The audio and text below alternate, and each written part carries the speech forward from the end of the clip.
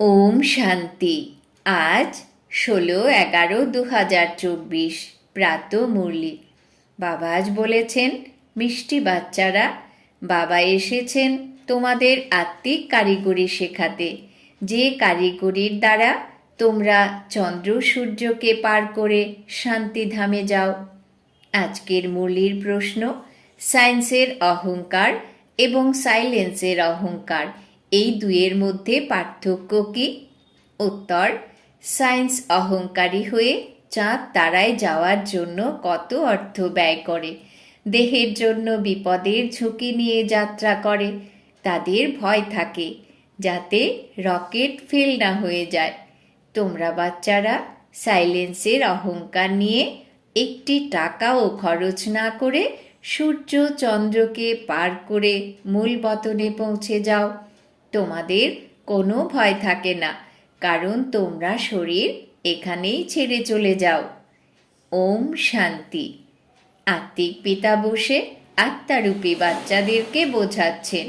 বাচ্চারা শোনে যে সায়েন্টিস্টদের দল চাঁদে যাওয়ার চেষ্টা করছে, কিন্তু তারা তো শুধুমাত্র চাঁদ পর্যন্ত যাওয়ার চেষ্টা করছে, কত টাকা খরচ করছে। খুব ভয় থাকে উপরে যাত্রা করার। এখন তোমরা নিজেদের নিয়ে বিচার করো, তোমরা কোথাকার বাসিন্দা? তারা তো চন্দ্রমার দিকে যাচ্ছে, তোমরা তো সূর্য চন্দ্র পার করে চলে যাও একেবারে মূল বতনে। তারা তো ওপরে গেলে অনেক টাকা পায়, উপরে ভ্রমণ করে এলে লক্ষ লক্ষ উপহার পায়, শরীরের জন্য বিপদের ঝুঁকি নিয়ে যায়। তারা হলো সায়েন্স নিয়ে অহংকারী। তোমাদের কাছে আছে সাইলেন্সের অহংকার। তোমরা জানো আমরা আত্মা নিজের শান্তিধাম ব্রহ্মাণ্ডে যাই, আত্মাই সব কিছু করে। তাদের আত্মা ও শরীর সহ ওপরে যাত্রা করে, খুবই ভয়ঙ্কর। ভয়ও পায় ওপর থেকে নিচে পড়লে জীবন শেষ হয়ে যাবে। সেসবই হলো দৈহিক জগতের কারিগরি। বাবা তোমাদের আত্মিক কারিগরি শেখান। এই কারিগরি শিখলে তোমাদের বিশাল পুরস্কার প্রাপ্ত হয়। 21 জন্মের পুরস্কার, নম্বর অনুযায়ী, পুরুষার্থ অনুসারে। আজকাল গভর্নমেন্ট লটারিও বের করে, তাই না? এই বাবা তোমাদের পুরস্কার দেন। আর কি শেখান? তোমাদের একেবারে ওপরে নিয়ে যান, যেখানে তোমাদের আসল ঠিকানা আছে। এখন তোমাদের মনে পড়েছে, তাই না, যে আমাদের ঠিকানা কোথায় এবং যে রাজধানী হারিয়েছি সেটাই বা কোথায়? রাবণ কেড়ে নিয়েছে। এখন আমরা আবার নিজের প্রকৃত আসল ঠিকানায় পৌঁছে যাই এবং রাজত্ব প্রাপ্ত করি। মুক্তিধাম আমাদের ঠিকানা, সে কথা তো কেউ জানে না। এখন বাচ্চারা তোমাদের শেখানোর জন্য দেখো বাবা কোথা থেকে আসেন, কত দূর থেকে আসেন। আত্মাও হলো রকেট।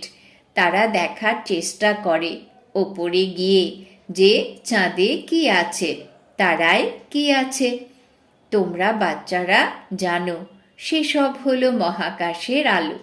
যেমন কোনো স্থান বিশেষে বিদ্যুতের আলো ব্যবহার করা হয়, মিউজিয়ামেও তোমরা আলোকসজ্জার ব্যবস্থা করো, তাই না? আর এ হলো অসীম জগতের। এখানে এই সূর্য চাঁদ তারা হলো আলো প্রদানকারী। মানুষের ভাবে সূর্য চন্দ্রমা হলো দেবতা, কিন্তু তারা দেবতা নয়। এখন তোমরা বুঝেছ বাবা কিভাবে এসে আমাদের মানুষ থেকে দেবতায় পরিণত করেন। এরা হলো জ্ঞান সূর্য, জ্ঞান চন্দ্রমা, জ্ঞান লাকি তারা। জ্ঞানের দ্বারাই বাচ্চারা তোমাদের সদ্গতি হচ্ছে। তোমরা কত দূর পর্যন্ত যাও, বাবাই ঘরে ফেরার পথ বলে দিয়েছেন। বাবা ব্যতীত কেউ নিজের ঘরে ফিরে যেতে পারে না। বাবা যখন এসে শিক্ষা প্রদান করেন তখন তোমরা জানো, এই কথাও বুঝতে পারো আমরা আত্মারা পবিত্র হব, তবেই নিজের ঘর পরমধামে যেতে পারবো। এবার যোগ বলের দ্বারা হোক বা দণ্ডভোগের বল দ্বারাই হোক, পবিত্র হতেই হবে। বাবা তো বোঝাতে থাকেন, যত বেশি বাবাকে স্মরণ করবে ততই তোমরা পবিত্র হবে। স্মরণ না করলে পতীত থেকে যাবে, তারপর অনেক সাজা ভোগ করতে হবে এবং পথভ্রষ্ট হয়ে যাবে, অর্থাৎ পদমর্যাদাও কম হয়ে যাবে। বাবা নিজে বসে তোমাদের বোঝান, তোমরা এইভাবে ঘরে ফিরতে পারবে। ব্রহ্মাণ্ড কি, সূক্ষ্মবতন কি, কিছুই জানে না। স্টুডেন্ট প্রথমে কি জানে নাকি যখন পড়া শুরু করে তখন নলেজ প্রাপ্ত করে। নলেজও হয় কোনোটা ছোট, কোনোটা বড়। আইসিএস এর পরীক্ষা দিলে তো বলা হবে নলেজফুল, এর চেয়ে বড় নলেজ কিছুই হয় না। এখন তোমরাও কত উঁচু মানের নলেজ শিখেছ। বাবা তোমাদের পবিত্র হওয়ার যুক্তি বলে দিচ্ছেন যে, বাচ্চারা মামে কম স্মরণ করো, তাহলে তোমরা পতীত থেকে পবিত্র হবে। আসলে তোমরা আত্মারা পবিত্র ছিলে, ওপরে নিজের ঘরে অর্থাৎ পরমধামের বাসিন্দা ছিলে। যখন তোমরা সত্যযুগে জীবন মুক্তিতে থাকো তখন অন্যরা সবাই মুক্তিধামে থাকে। মুক্তি এবং জীবন মুক্তি দুটিকে আমরা শিবালয় বলতে পারি। মুক্তিতে শিব বাবাও থাকেন, আমরা আত্মারূপী বাচ্চারাও থাকি। এই হলো রুহানি হাইয়েস্ট নলেজ, অর্থাৎ আধ্যাত্মিক উচ্চতম জ্ঞান। তারা বলে আমরা চাঁদের ওপরে গিয়ে থাকব, কত মাথা ঘামায়, বীর বাহাদুরি দেখায়, এত এত মাল্টি মিলিয়ন মাইল বা কোটি কোটি মাইল দূরে ওপরে যাত্রা করে, কিন্তু তাদের আশা পূর্ণ হয় না, আর তোমাদের আশা পূর্ণ হয়। তাদের হলো মিথ্যা দৈহিক অহংকার, তোমাদের হলো আত্মিক অহংকার। তারা মায়ার বাহাদুরি দেখায় কত রকমের, মানুষ কত হাততালি দেয়, অভিনন্দন জানায়, প্রাপ্তিও হয় অনেক, 5-10 কোটি প্রাপ্ত করে। বাচ্চারা, তোমাদের এই জ্ঞান আছে যে তারা যে ধন প্রাপ্ত করে সেসব শেষ হয়ে যাবে। ভেবে নাও আর বাকি কিছুদিন আছে, আজকে আছে কাল কি হবে। আজ তোমরা হলে নরকবাসী, কাল স্বর্গবাসী হয়ে যাবে, সময় বেশি লাগে না। সুতরাং তাদের হলো দৈহিক শক্তি এবং তোমাদের হলো আত্মিক শক্তি, যে কথা শুধু তোমরাই জানো। তারা দৈহিক শক্তি দিয়ে কত দূর যাবে, চাঁদ তারা পর্যন্ত যাবে, আর যুদ্ধ শুরু হয়ে যাবে, তারপর সব শেষ। তাদের কারিগরি এই পর্যন্তই শেষ হয়ে যাবে। সেসব হলো দৈহিক জগতের উচ্চতম কারিগরি, তোমাদের হলো আধ্যাত্মিক জগতের উচ্চতম কারিগরি। তোমরা শান্তিধাম যাও, তার নামই হলো সুইট হোম। তারা কত ওপরে যায়, আর তোমরা নিজেদের হিসেব করো, তোমরা কত মাইল ওপরে যাও। তোমরা কে? আত্মা। বাবা বলেন আমি কত কত মাইল ওপরে থাকি, গুনতে পারবে? তাদের কাছে তো গণনা আছে। তারা বলে এত মাইল ওপরে গিয়ে ফিরে এসেছি। খুব সতর্কতা অবলম্বন করতে হয়, এমনভাবে নামবো, এমন করব, অনেক শোরগোল হয়। তোমাদের কি আওয়াজ হবে? তোমরা কোথায় যাও, তারপরে কিভাবে আসো, কেউ জানে না। তোমরা কি প্রাইজ পাও সে কথাও তোমরাই জানো। সবই ওয়ান্ডারফুল, সব বাবার কামাল, কেউ জানে না। তোমরা তো বলবে এতে নতুন কথা কি আছে? প্রতি 5000 বছর পরে তারা নিজের প্র্যাকটিস করতে থাকবে। তোমরা এই সৃষ্টিরূপী ড্রামার আদি মধ্য অন্তের সময়বিধি ইত্যাদি ভালোভাবেই জানো। সুতরাং তোমাদের মনে নেশা থাকা উচিত, বাবা আমাদের কি শেখান। খুব উঁচু মানের পুরুষার্থ করি আমরা এবং করতে থাকব। এই সব কথা অন্য কেউ জানে না। বাবা হলেন গুপ্ত। তোমাদের রোজ কত কথা বোঝান, তোমাদের কত নলেজ দেন। তাদের যাত্রা হলো সীমিত, তোমরা যাও অসীমে। তারা চাঁদ পর্যন্ত যায়। এবারে সেসব তো হলো বিশাল আলো, আর তো কিছু নয়। তাদের ধরাতল দেখতে খুব ছোট লাগে, সুতরাং তাদের জাগতিক জ্ঞান এবং তোমাদের জ্ঞানে অনেক তফাৎ আছে। তোমাদের আত্মা কতখানি সূক্ষ্ম, কিন্তু রকেট খুবই তীব্র। আত্মারা ওপরে থাকে, তারপরে আসে পার্ট প্লে করতে। তিনিও হলেন সুপ্রিম আত্মা, কিন্তু তার পুজো হবে কিভাবে? ভক্তিও অবশ্যই হতে হবে।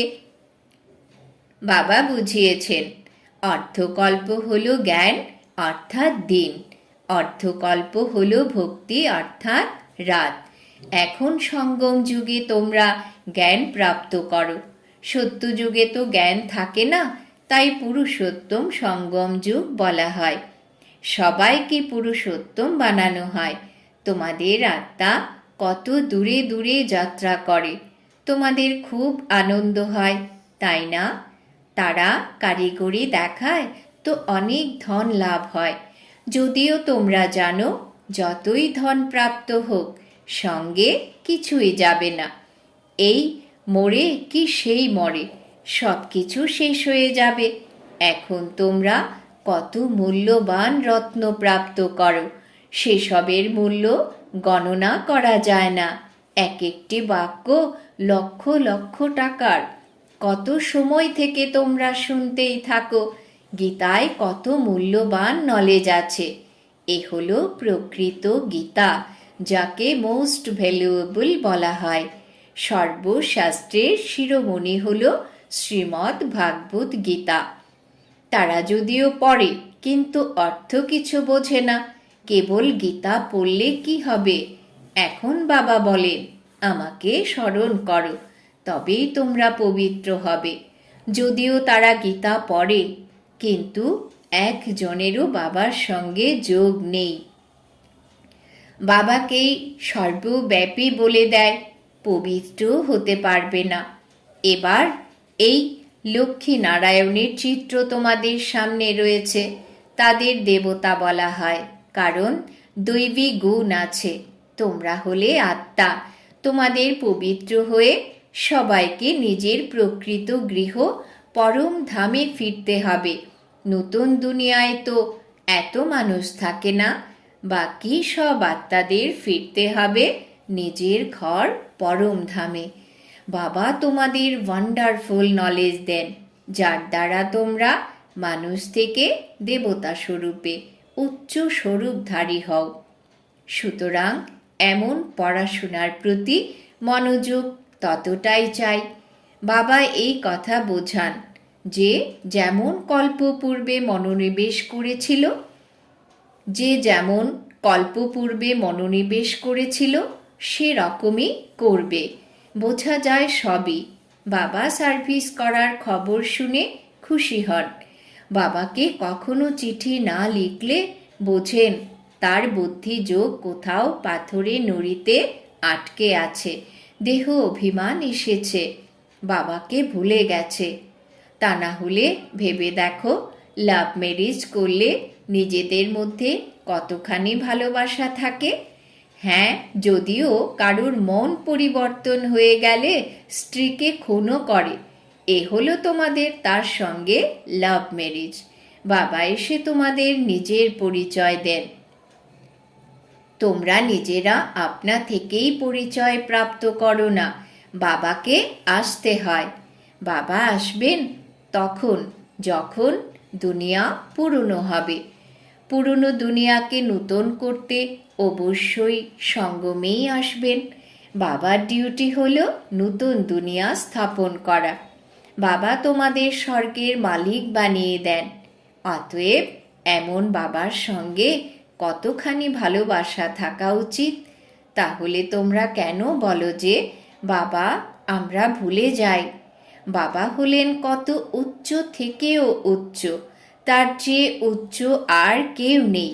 মানুষ মুক্তির জন্য কত মাথা ঘামায়, উপায় বের করে, কত মিথ্যা ঠকবাজি চলছে, মহর্ষি ইত্যাদির কত নাম ডাক। গভর্নমেন্ট 10-20 একর জমি দান করে, এমন নয় যে গভর্নমেন্ট অধার্মিক। সেখানে কোনো মন্ত্রী ধার্মিক হয়, কেউ অধার্মিক, কেউ ধর্মকে বিশ্বাস করে না। বলা হয় রিলিজিয়ন ইজ মাইট, অর্থাৎ ধর্মই হলো শক্তি। খ্রিস্টান ধর্মে শক্তি ছিল, তাই না? সম্পূর্ণ ভারতকে গ্রাস করে গেছে। এখন ভারতে কোনো শক্তি নেই, কত ঝগড়া মারামারি লেগে আছে। সেই ভারত কি ছিল? বাবা কিভাবে কোথায় আসেন কেউ তা জানে না। তোমরা জানো, বাবা আসেন অত্যন্ত অধঃপতিত অপবিত্র দেশে, যেখানে রয়েছে বড় বড় কুমির। বাবা বলেছেন মানুষ এমন যে সব কিছু খায়। সবচেয়ে বেশি বৈষ্ণব ভারতে ছিল, এ হলো বৈষ্ণব রাজ্য, তাই না? কোথায় এমন পবিত্র দেবতারা, আর কোথায় আজকাল দেখো কি কি ভক্ষণ করে, মানুষ খেকো হয়ে যায়। ভারতের কি অবস্থা হয়েছে! এখন তোমাদের সম্পূর্ণ রহস্য বোঝানো হচ্ছে, ওপর থেকে নিচে পর্যন্ত পূর্ণ জ্ঞান প্রদান করা হচ্ছে। সর্বপ্রথম তোমরাই এই পৃথিবীতে থাকো, তারপরে মানুষ সংখ্যায় বৃদ্ধি পায়। এখন অল্প সময়ের মধ্যে হাহাকার হবে, তারপরে হাই হাই করতে থাকবে। স্বর্গে দেখো কত সুখ আছে। এই মুখ্য উদ্দেশ্যটি চিহ্নরূপে দেখো। বাচ্চারা, এইসব তোমাদের ধারণও করতে হবে। কত বিশাল এই পড়াশোনা! বাবা কত ক্লিয়ার করে বোঝান, মালার রহস্য বোঝান। ওপরে ফুল আছে, রয়েছেন শিব বাবা, তারপরে মেরু। এ হলো প্রবৃত্তি মার্গ। নিবৃত্তি মার্গের মানুষদের মালা জপ করার হুকুম নেই। এ হলোই দেবতাদের মালা। তারা রাজ্য কিভাবে প্রাপ্ত করেন তোমাদের মধ্যেও নম্বর অনুযায়ী আছে। কেউ কেউ এমনও আছো যারা নির্ভীকভাবে বোঝাতে পারো। এসো তো আমরা তোমাদের এমন কথা বলি যা অন্য কেউ বলতে পারে না। এক শিব বাবা ব্যতীত সে কথা আর কেউ জানে না। তাদের এই রাজ্য কে শিখিয়েছে? খুব নরম করে বসিয়ে বোঝানো উচিত। এই 84 জন্ম কিভাবে হয়, দেবতা, ক্ষত্রিয়, বৈশ্য, শূদ্র। বাবা কত সহজ জ্ঞান বলে দেন, এবং তার সাথে পবিত্র হতে হবে, তবেই উঁচু পদ প্রাপ্ত হবে। সম্পূর্ণ বিশ্বে শান্তি স্থাপনকারী হলে তোমরা। বাবা তোমাদের রাজ্য ভাগ্য প্রদান করেন। তিনি হলেন দাতা, তাই না? তিনি কিছু নেন না। তোমাদের পড়াশোনার এই হলো পুরস্কার। এমন পুরস্কার অন্য কেউ দিতে পারে না। অতএব এমন বাবাকে ভালোবেসে কেন স্মরণ করো না? লৌকিক পিতাকে তো সারা জীবন স্মরণ করো, পারলৌকিক পিতাকে কেন স্মরণ করো না? বাবা বলছেন এ হলো যুদ্ধের ময়দান, সময় লাগে পবিত্র হতে। এতটাই সময় লাগে যতক্ষণ লড়াই পূর্ণ হয়। এমন নয় যারা প্রথমে এসেছে তারা সম্পূর্ণ পবিত্র হবে। বাবা বলেন মায়ার লড়াই খুব জোরে চলে, ভালো ভালোদেরও মায়া পরাজিত করে। এতই শক্তিশালী মায়া, যাদের পতন হয় তারা আর মুরলি কোথায় শোনে, সেন্টারে তো আসেই না, তো তারা জানবে কিভাবে? মায়া একদম ওয়ার্থ নটে পেনি করে দেয়, অর্থাৎ কোনো কাজের নয় এমন করে দেয়। যখন মুরলি পড়বে তখন তো সজাগ হবে। নোংরা কাজ করে কোনো সেন্সিবল বাচ্চা তাদের এইভাবে বোঝাতে পারো, তুমি মায়ার কাছে পরাজিত হলে কিভাবে? বাবা তোমাদের কি কথা শোনান? তোমরা শুধু কোথায় যাচ্ছ একবার ভেবে দেখো, মায়া এদের নষ্ট করছে দেখে তাদের রক্ষা করার চেষ্টা করা উচিত। মায়া যাতে সম্পূর্ণ নষ্ট না করতে পারে, যাতে পুনরায় সজাগ হতে পারে, তা না হলে উঁচু পদ প্রাপ্ত হবে না, সদ্গুরুর নিন্দা করাবে। আচ্ছা, মিষ্টি মিষ্টি হারানিধি বাচ্চাদের প্রতি মাতা পিতা বাপ দাদার স্মরণের স্নেহ সুমন আর সুপ্রভাত। আত্মাদের পিতা তার আত্মারূপী বাচ্চাদেরকে জানাচ্ছেন নমস্কার। আমরা আত্মারূপী বাচ্চারা আমাদের মাতা পিতা বাপ দাদাকে জানাই স্মরণের স্নেহ সুমন, সুপ্রভাত, নমস্কার। ধারণার জন্যে মুখ্য সার।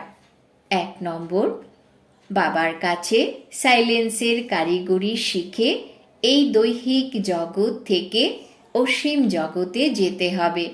যেন নেশা থাকে যে বাবা আমাদের কত ওয়ান্ডারফুল জ্ঞান প্রদান করে বিশাল পুরস্কার প্রদান করছেন। 2 নম্বর, নির্ভীক চিত্তে খুব মনোরমভাবে সেবা করতে হবে। মায়ার যুদ্ধে বলশালী হয়ে বিজয়ী হতে হবে। মুরলি শুনে সজাগ থাকতে হবে এবং সবাইকে সজাগ করতে হবে। বরদান। বাবা আজ বরদান দিয়েছেন, পরম পূজ্য হয়ে পরমাত্ম ভালোবাসার অধিকার প্রাপ্তকারী সম্পূর্ণ স্বচ্ছ আত্মা ভব। পরম পূজ্য হয়ে পরমাত্ম ভালোবাসার অধিকার প্রাপ্তকারী সম্পূর্ণ স্বচ্ছ আত্মা ভব। ব্যাখ্যা। সদা এই স্মৃতি জীবনে নিয়ে আসো যে আমি পূজ্য আত্মা এই শরীররূপী মন্দিরে বিরাজমান আছি। এইরকম পূজ্য আত্মাই হল সকলের প্রিয়। তাদের জড় মূর্তিও সকলের কাছে প্রিয়। যদি কেউ নিজেদের মধ্যে ঝগড়াও করে, কিন্তু মূর্তিকে ভালোবাসবে, কেননা তার মধ্যে পবিত্রতা আছে। তো নিজেই নিজেকে জিজ্ঞেস করো, মন বুদ্ধি সম্পূর্ণ স্বচ্ছ হয়েছে? অল্প একটুও অস্বচ্ছতা মিক্স তো নেই? যারা এই রকম সম্পূর্ণ স্বচ্ছ থাকে তারাই পরমাত্ম ভালোবাসার অধিকারী হয়। স্লোগান। জ্ঞানের খাজানাকে নিজের মধ্যে ধারণ করে প্রত্যেক সময় প্রত্যেক কর্মকে বুঝে যে করে সেই হলো জ্ঞানী তু আত্মা। নিজের খাজানাকে নিজের মধ্যে ধারণ করে প্রত্যেক সময় প্রত্যেক কর্মকে বুঝে যে করে সেই হলো জ্ঞানী তু আত্মা। আজকের সমান আমি সম্পূর্ণ স্বচ্ছ আত্মা। ওম শান্তি।